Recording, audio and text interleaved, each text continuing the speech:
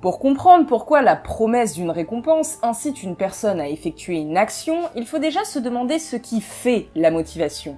Et pour cela, on va se tourner vers les travaux de Matthias Pessiglione et de son équipe, qui s'intéressent à l'ensemble des mécanismes cérébraux qui sous-tendent les processus motivationnels.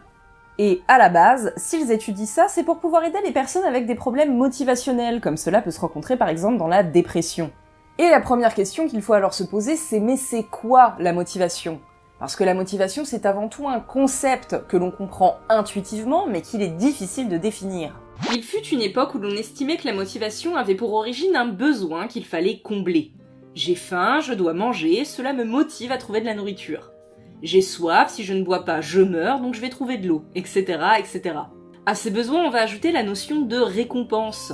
Ces récompenses vont être des stimuli qui renforcent nos actions, à savoir qui vont nous inciter à les répéter. La meilleure illustration expérimentale de tout cela, c'est la fameuse cage ou boîte de Skinner, un dispositif expérimental inventé par B.F. Skinner au début des années 1930 dans le but de simplifier l'étude des mécanismes du comportement.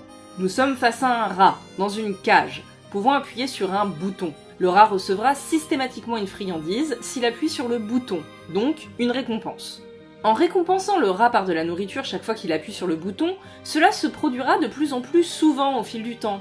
On voit donc un renforcement positif du comportement, à savoir que le rat répétera cette action. Plus tard, l'expérience de Holt et Milner permit la découverte dans le cerveau d'un centre du plaisir et la compréhension de ce que l'on nomme circuit de la récompense. Cette expérience de 1954 est, chose amusante, le fruit d'une maladresse expérimentale. Initialement, en implantant des électrodes dans le cerveau de rat, pouvant être activées par le rat lui-même à l'aide d'un bouton, les chercheurs visaient à étudier le comportement des rats qui devaient, en toute logique, se mettre à fuir le bouton. Le choc ressenti, après avoir activé le bouton, était supposé être désagréable.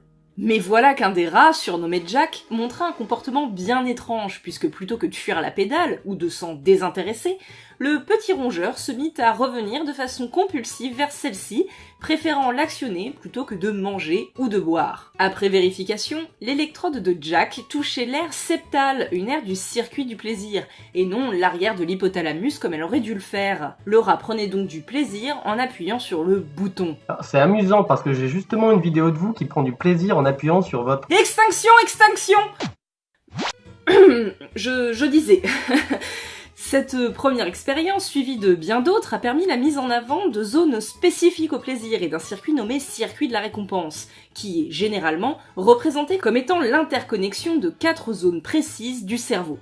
Le cortex préfrontal, le siège des différentes fonctions cognitives dites supérieures, comme le langage, la mémoire de stockage des souvenirs ou mémoire à long terme, le raisonnement, les prises de décision. L'aire tegmentaire ventrale, un groupe de neurones qui vont produire de la dopamine, un neurotransmetteur clé dans le circuit de la récompense.